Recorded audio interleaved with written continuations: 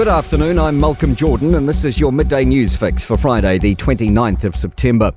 Business leaders are wary of a government that has Winston Peters anywhere near the helm. The Herald's Mood of the Boardroom survey is out with response from more than 100 business leaders.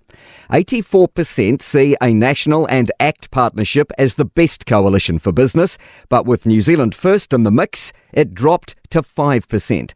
Nicola Willis says if voters put New Zealand First in, it'll be a negotiation point for Chris Luxon. I don't want to go into government with New Zealand First. Okay, our preference, our strong preference, is a National ACT coalition. And Grant Robertson doubles down on how his party isn't considering New Zealand First. There is a really simple way of making sure that Winston Peters doesn't control the next government. You party vote Labour, because he ain't working with us and we ain't working with him. Willis is also coming out swinging against government spending. Willis believes the government managed economic shocks in 2020 and 2021, but thereafter she's sceptical. What in 2022 justified having a massive budget operating allowance that was well outside what had been committed just 6 months previous? But Grant Robertson continues to defend the government's books.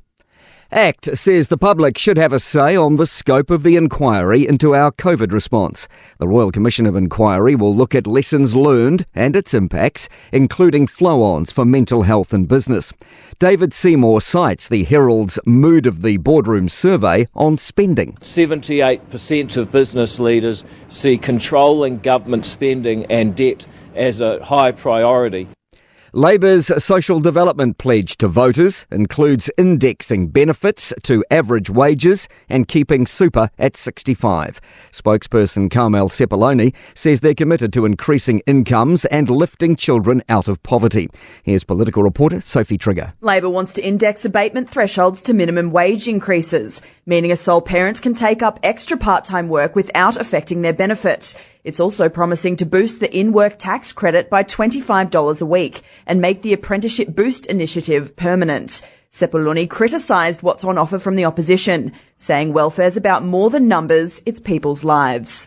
Police have launched a homicide investigation in Foxton after a body was found in a house that went up in flames on Wednesday. Emergency services were called to Reeve Street in the early hours of the morning. Police believe the circumstances of the man's death are suspicious. Fire and Emergency noted the fire was small. Police are now appealing for information from anyone who saw suspicious activity at the time. Sir Michael Gambon is being remembered for his cheeky and funny personality. The actor has died in hospital with his family by his side, aged 82, following a bout of pneumonia. He was best known for playing Professor Albus Dumbledore in 6 of the 8 Harry Potter films. To sport. Japan's prospects of making the last 8 at Rugby's World Cup remain alive after a 28-22 win over Samoa in Pool D. Top-placed England are now assured of a place in the quarterfinals. Joseph Parker's next heavyweight boxing bout will take place in Saudi Arabia against Canadian Simon Keane on October 28.